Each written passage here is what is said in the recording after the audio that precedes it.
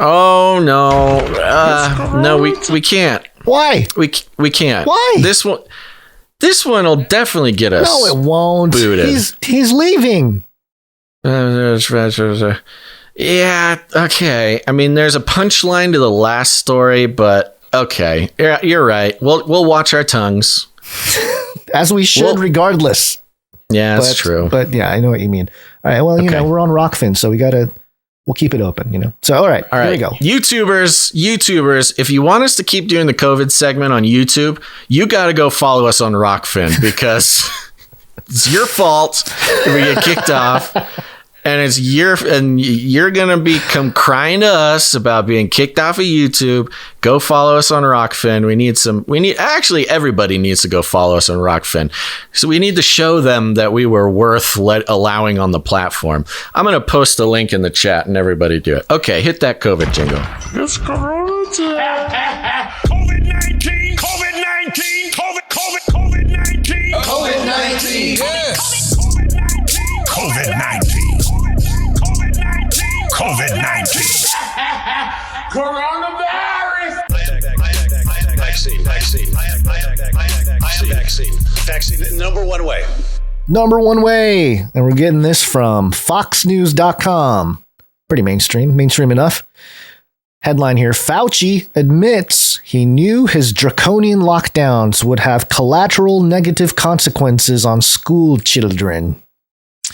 I have the clip, but before I do, I'll just mention the comments came during one day of the Atlantic Festival. The Atlantic Festival, your favorite news outlet, the Atlantic. They have a festival? Yeah, a festival, a 3-day convention put on by the media outlet, The Atlantic, featuring speeches I didn't get an invite. And interviews from prominent members of the media. Well, you and I are not prominent members of the media. I am a prominent member of the robotics critique media. The government, we're not a part of the government either, and political activists. We're not even cool enough to be political activists. Podcasters are not on the list. No. So here is the clip from Fauci. Of course, when you make recommendations, if the primary goal when you're dealing with a situation where the hospitals were being overrun in New York, intensive care units were being put in hallways, you have to do something that's rather draconian. And sometimes when you do draconian things, it has collateral negative consequences. Just like when you shut things down, even temporarily, it does have deleterious consequences on the economy, on the school children. You know that, but you have to make a balance. When you do draconian things, I love it. I love that Fauci said that. Yeah, it's pretty funny. He's set to retire. He's out of here, man. He can loosen the tie. He's letting it all hang out. He's like, I am out of here. I've got my job with Pfizer lined up. I don't need this job. I love it. He's just like, look, it's tough to balance when you do draconian things. It's like bad things happen, you know. That's what you do when you do draconian things. That he would do stuff like this, but the man just said it. He said it. You know, and it's so funny because draconian obviously has a negative connotation. Of course, it refers to Draco during the Spanish Inquisition, who used horrible tortures and horrible things, and it was all justified because it's like, yeah, we can find all the witches or whatever. Right. Yeah. We will cut off everybody's toes because in doing so, we will cut off the toes of a witch, and totally worth it.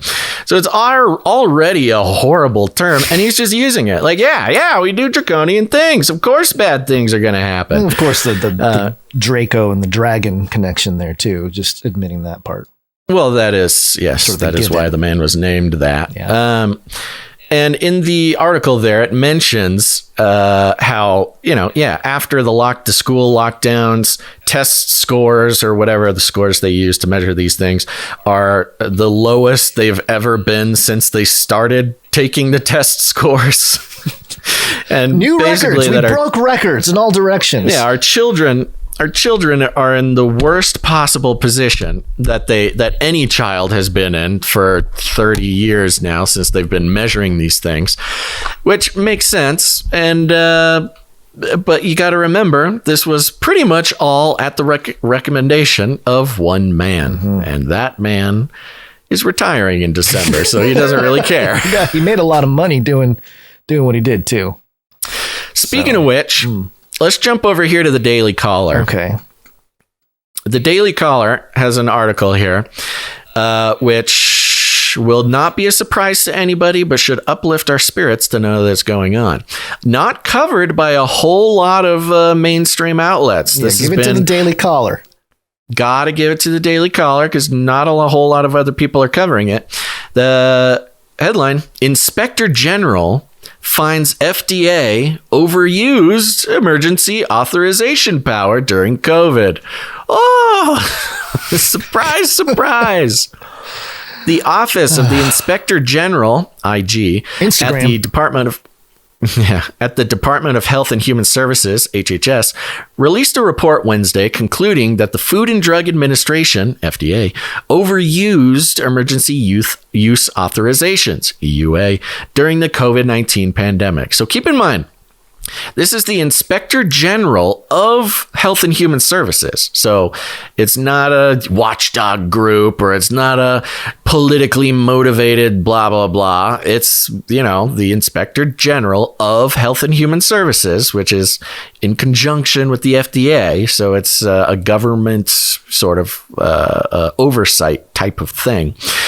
The IG, that's the Inspector General, scrutinized the FDA's adapted EUA process during the pandemic and called for it to be more closely monitored in the future.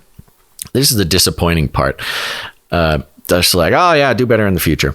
The report found that the FDA's expanded allowances for EUAs led to faulty COVID-19 tests reaching the market that otherwise might not have.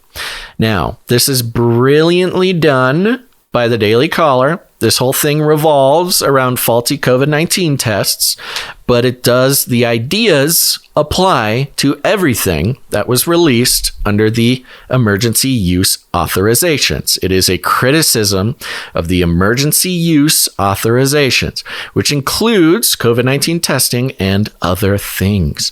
Early on in the COVID-19 pandemic, no tests were authorized for use by the FDA, as the agency waited for the Centers for Disease Control and Prevention to develop a test for the virus. As the CDC struggled to produce an effective test, the FDA accepted all EUA applications for COVID-19 tests to speed up the availability of diagnostics. Wow. All applications got accepted. So even the ones that are completely useless. This is like almost a money grab. And, you're brand new in the labs. You could be like, hey, I came up with the test. Yeah, submit it. Who knows? Yeah. I mean, it was easy to... They accepted every single one. So in theory, I have no evidence that this actually happened, but in theory, somebody could make a bad test or no test at all and submit an EUA application, and they would have gotten accepted just as much as somebody who actually had a good test. According to the IG, this decision led to a, quote, record number of, quote, low quality submissions, often from developers unfamiliar with the agency's regulatory process. Yeah, so just people coming out of the woodwork. The lizard people can put in an offer. Yeah. Oh, they know how the process works. This was regular humans trying to do it. People. The office recommends that the FDA revise its EUA application process to account for lessons learned from the pandemic and improve communications with developers to limit confusion. The report also states that the FDA's need to rely on private developers rather than the CDC for a test exposed a vulnerability. The FDA's need for private developers instead of the CDC. They sure do rely on a lot of private developers, don't they, Guns, for their funding. If anybody is wondering how the FDA is funded, I actually did pull up an article about that from Forbes. If we wanted to make the point, it is a new mainstream media outlet. I'll throw it into the doc here in a second. Oh, here we go. Okay. This is from 2018. So this was before anybody can sort of blame it on anything that happened. After 2018. So this is 2018 Forbes. I put it there in the doc. The headline of this Forbes article is "The biopharmaceutical industry provides 75% of the FDA's drug review budget. Is this a problem? ? Forbes.com, 2018. So that's the type of thing they're referring to in this Daily Caller. And it makes sense about the conversation of how they were caught. And so now, you got to change things up, or at least admit to things, because it's so obvious now. But it makes the bioeconomies thing make sense. All the exactly. Biden stuff. The connection with Biden's executive order are so stark. A number of COVID-19 therapeutics have been authorized through the EUA during the pandemic. All COVID-19 vaccines available in the U.S. were initially made available by EUA, although some have since been granted full approval for certain groups. Paxlovid, Pfizer's antiviral pill used to treat some COVID-19 patients, is currently available under the EUA. The IG report is the latest criticism levied at America's health authorities for their performance during the pandemic. CDC Director Rochelle Walensky recently announced the agency will undergo a total restructuring due to pandemic failures. And we've covered that total restructuring. It's a bit of a Game of Thrones vibe on the whole restructuring of the CDC, if anybody remembers our reporting on that. So there you go. The emergency use authorization FDA process, highly flawed. Who would have saw that coming, huh? I don't know. It seemed like that's not my words. Those are the words of HHS Investigator General. What's his name? Inspector General. Yeah. That's right. Well, that's not my words. That's the government's words. I think last episode we reported how Fauci took over the HHS Twitter page. So it seems like there's a coordinated campaign as part of the admission process. And if Fauci's going to get off by just admitting, when you do draconian things, not apologizing, but just admitting it, and that's not even justifying. Just straight up says it, man. Like when you do draconian things, it's like, that's technically or usually what happens. We've been saying. I don't know. We don't have to say it anymore. He said it. Yeah. So you have this Time article too. Yeah, one quick thing. And I'm going to try not to get in trouble here. Yeah. This is from Time Magazine. Yes. And the headline is, "Scientists find a new coronavirus in bats that is resistant to current vaccines." Oh my gosh. Now, someone else said this. I would not say this, but it came to mind. This is not my view, of course. But reading a headline, "Scientists find a new coronavirus bat in bats that is resistant to current vaccines." Somebody might say, well, yeah, isn't all coronavirus pretty resistant to the vaccines right now? That just seems to be the reason why we need these very safe and effective boosters, is because the vaccines are having a little bit of trouble with these new coronaviruses. But the bats, okay, Guns, back to the bats. It's the news that public health experts expect but dread. Oh boy. Virus hunting researchers. Remember the virus hunters? They got a lot of attention back in 2020. Virus hunting researchers have discovered a new coronavirus in bats that could spell trouble for the human population. Time magazine, huh? Wow. Posted yesterday. Oh. The virus can infect human cells and is already able to skirt the immune protection from COVID-19 vaccines. The problem, reaction, solution to this is so obvious on a show like this or a show like today where they can infect human cells. So what do? You need those little nanobots protecting your cells, watching over your cells. They need to be delivered with the nanolipid particles. Acoustic waves that'll make sure your little nanobot is monitoring every cell in your body to protect it from bat COVID. Listen to this. Reporting in the journal PLOS Pathogens, scientists led by Michael Letgo, assistant professor. Let go, Michael. Assistant professor in the Paul Allen School of Public Health at Washington State University, found a group of coronaviruses similar to SARS-CoV-2 that were initially discovered living in bats in Russia. Oh, I knew it was Putin. Russia. It was Putin all along. In 2020. At the time, scientists did not think the virus called Costa 2 posed a threat to people. I like that. Costa 2. That sounds like a cool movie, part 2. So they found this in 2020. But when Letko's team did a more careful analysis, they found that the virus could infect human cells in the lab. The first warning sign that it could become a possible public health threat. A related virus also found in the Russian bats. Costa 1. Hold on. I'm just realizing that the timeline associated with this, you mentioned it as the 2020. Yep. Right? They found this thing. It was a virus similar to the big coronavirus that locked the whole world down. This is a separate thing. In Russia. Okay, I'm just clarifying because it's.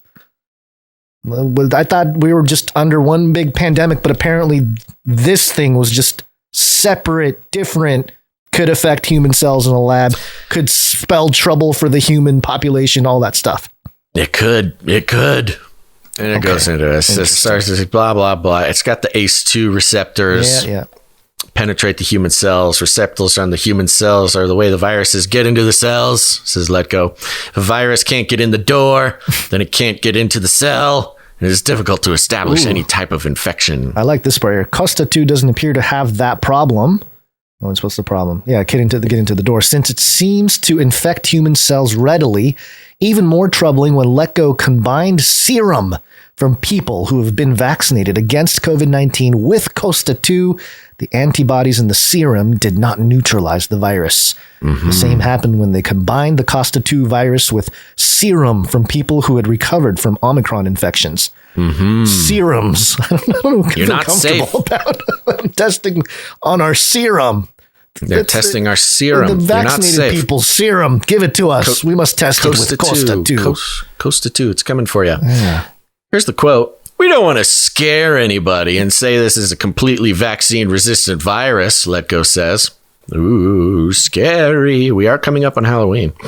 Quote, but it is concerning that there are viruses circulating in nature that have these properties. Wait a minute. They can bind to human receptors and are not so neutralized by current vaccine responses.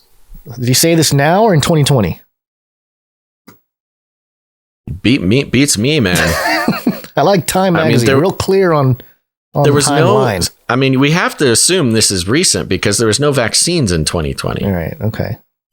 The good news is that Letgo studies show that, like the Omicron variant of SARS-CoV-2, Costa 2 does not seem to have genes that would suggest it could cause serious disease in people.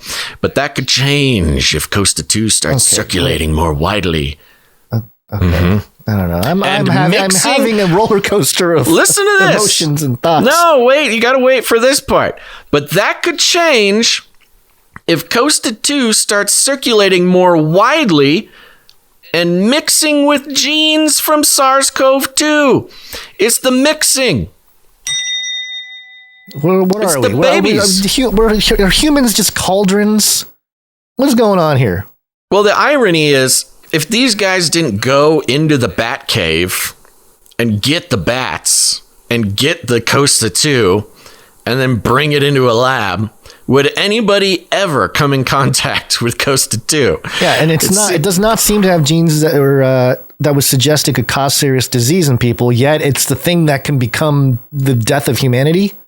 Mm-hmm. I don't know. This just flips back and forth. Continue. One of the things we're worried about is that when related coronaviruses get into the same animal and into the same cells, then they can recombine and out comes a new virus. Ooh, the hybrid virus. Yes, that's what I'm saying. It's the chimera. Quote, the worry is that SARS-CoV-2 could spill back over to animals infected with something like Costa 2 and recombine and then infect human cells. They could be resistant to vaccine immunity and also have some more virulent factors. What the chances of that are, who knows? But it could be, in theory, happen during a recombinant event. So, the worry is not that a human gets Costa 2.